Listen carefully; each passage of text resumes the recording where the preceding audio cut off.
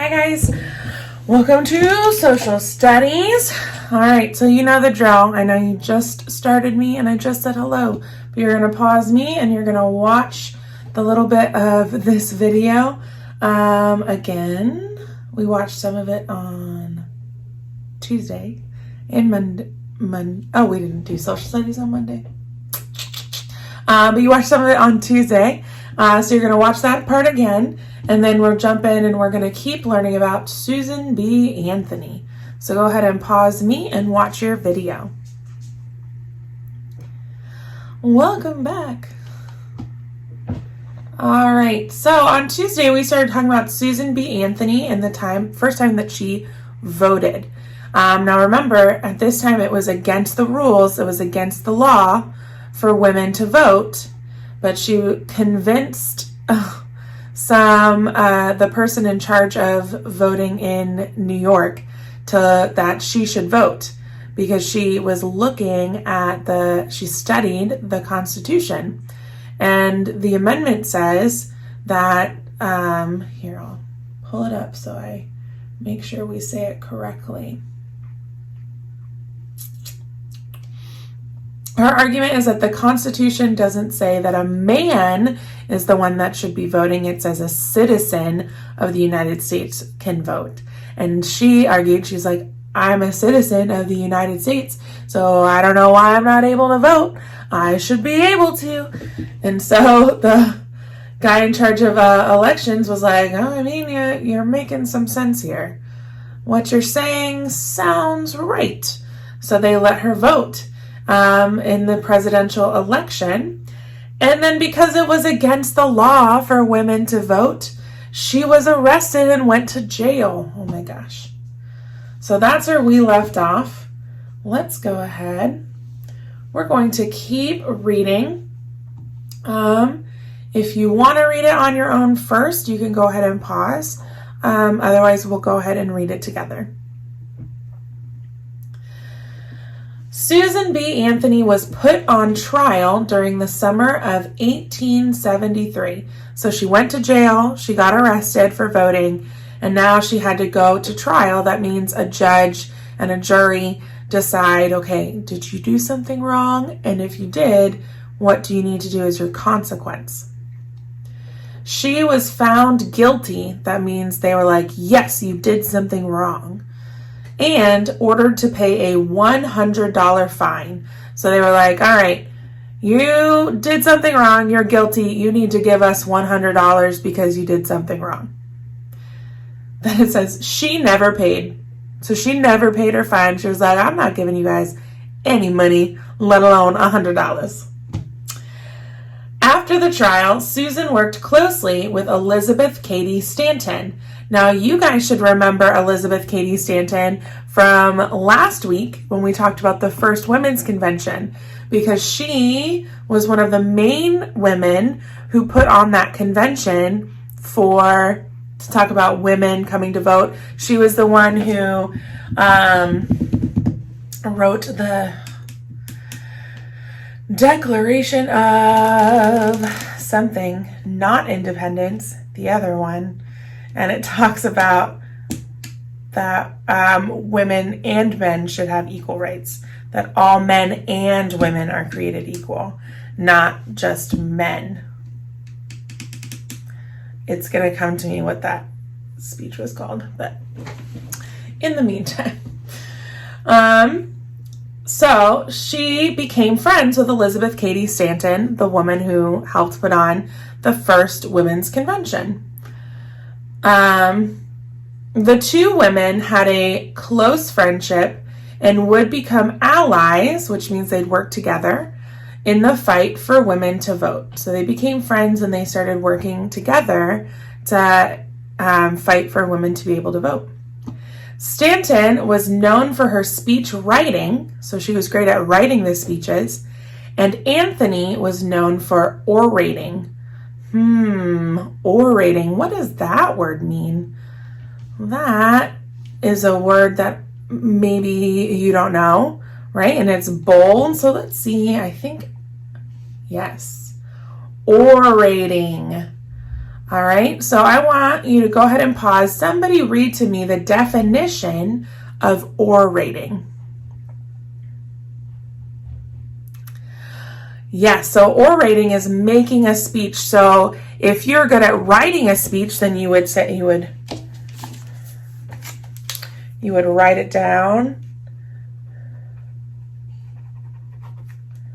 All right. This is such a great speech. Oh my gosh, so many people will be inspired. Okay, so I wrote down my speech. Now, just because it's written down, nobody can hear it or read it, right? So I have to say my speech or orate my speech, right?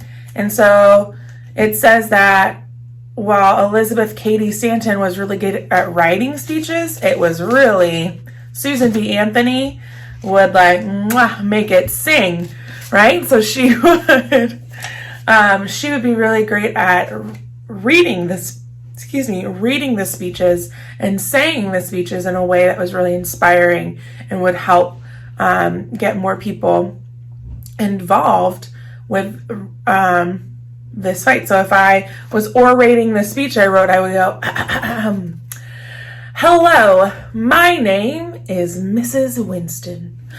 Yeah. Oh my gosh. So inspired. All right. So I just orated. I was an orator in that moment, right? So Susan B. Anthony was great at giving speeches or orating. So they were a perfect match because Elizabeth Cady Stanton would write the speech and Susan B. Anthony would give the speech. Together, they founded the National Women's Suffrage Association in 1869. Their partnership was one of the most important in American history. And here they are together. Here's Susan B. Anthony, and this is Elizabeth Cady Stanton. Anthony never married. This is huge because she's living in a time, like we've talked about, where you needed a man to be able to do anything. If you were a woman, guess what? You didn't get to do anything. You didn't have a right to anything. You needed a man to open up a bank account. You needed a man to own a home. You needed a man to write a note for your sick kid.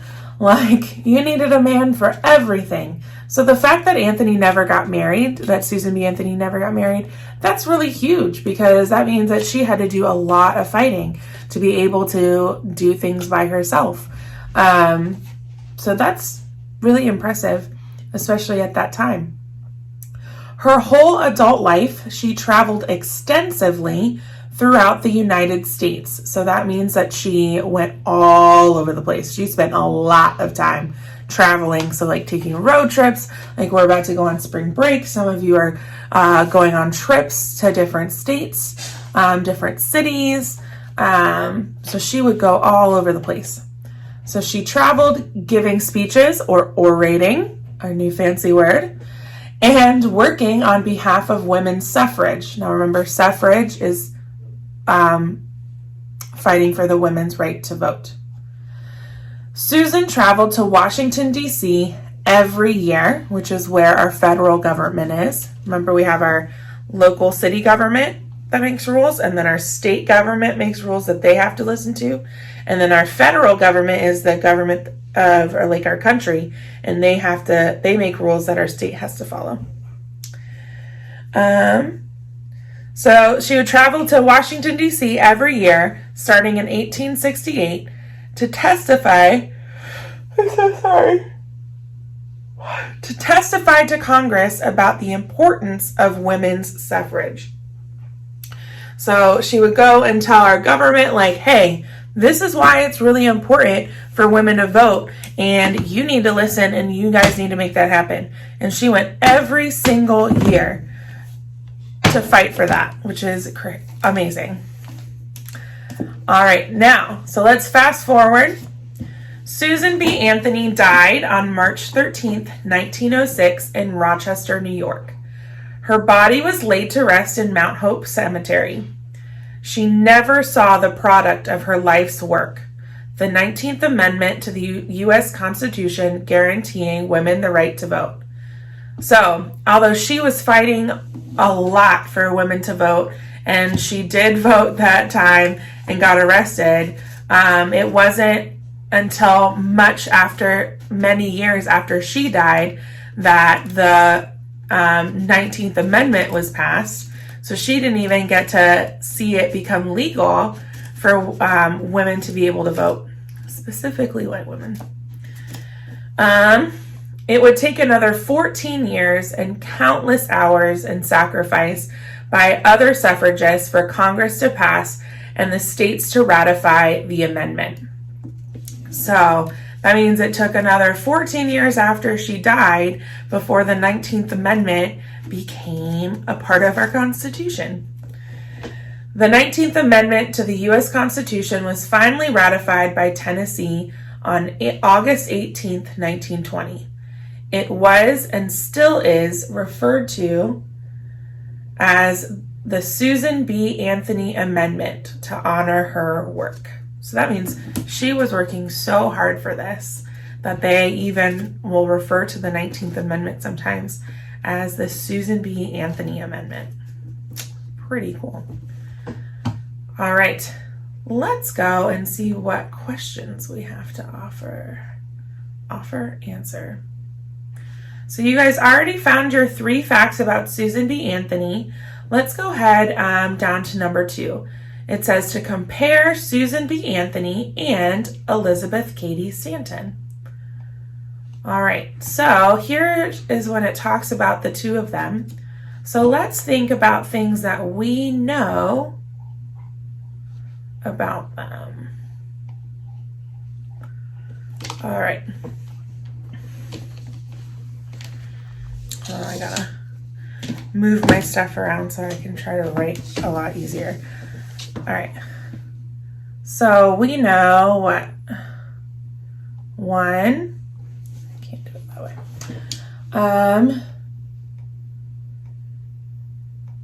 Oh, so sorry. They both fought for what? They both fought for basketball, or they both fought for women to vote. That's not right. That's not right. I'm so sorry. How did... You know what it's like? Things just look so weird. That probably was right, but I don't know. Didn't look right. I have to write it on a paper. Hold on, guys.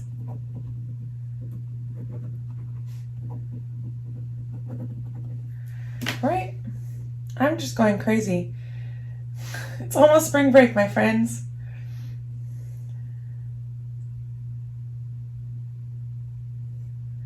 I had it right the first time. Sorry, guys.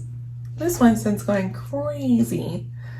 Some sort of joke. Okay, they both fought. All right, let's see. They both fought for women to play basketball or for women to vote. They both fought for women to vote. Yes. So we know that they did that. Bum, bum, bum. To vote. Whoop. Let's see what else. Were they friends or enemies? They were friends. You can hear my alarm going off. They were friends.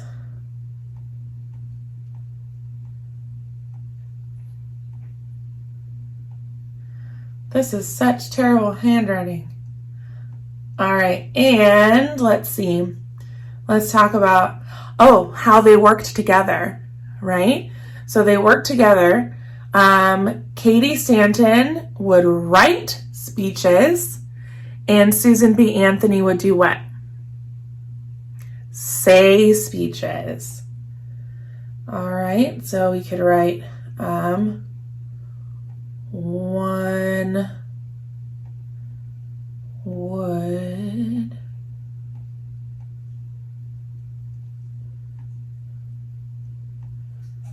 write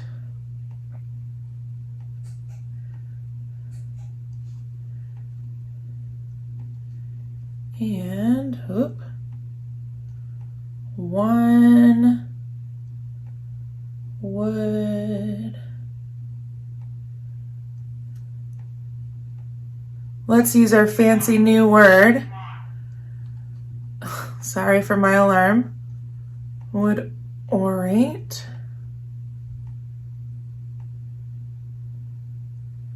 Now remember, orate.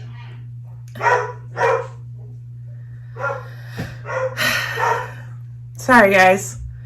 So one would write and one would orate. And remember, orate is the fancy word for say the speech. All right, so we have three things that both of them would do or how they worked together. Okay, so think about which ones you'd like to add. You can go ahead and just pick 2 out of the 3. Okay, and you'll put them on this page.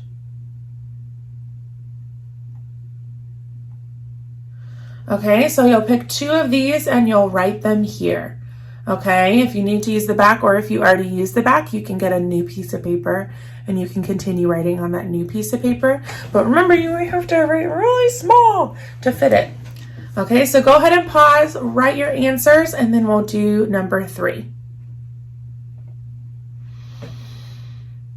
All right, number 3. Let me erase this. Number 3 says, how did Susan B. Anthony's vote and arrest impact the future? So, remember, she got arrested. She went to jail. She was like, I'm not paying that fine. Y'all can say I did wrong, but no. So, her arrest and her vote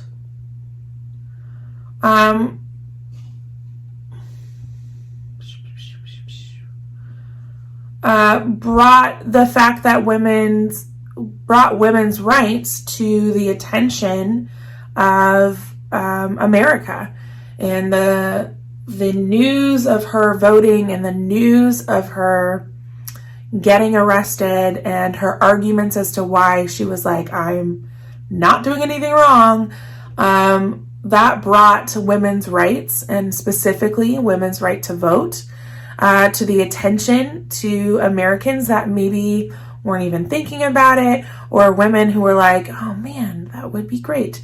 You're right. I am a person. I have thoughts and ideas. I should be able to share them and vote too.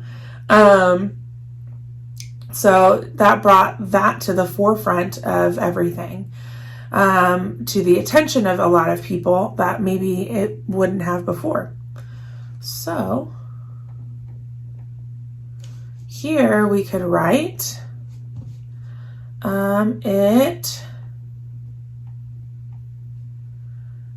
brought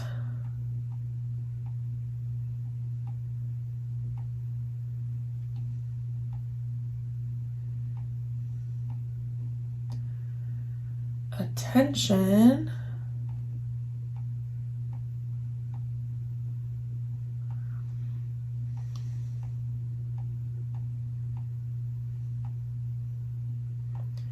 to women's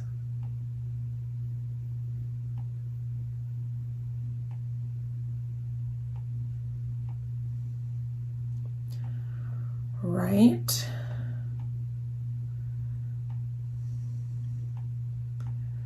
to do what? Women's right to what? Vote.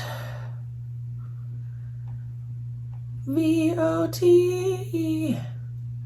That's what's important to me. V-O-T-E.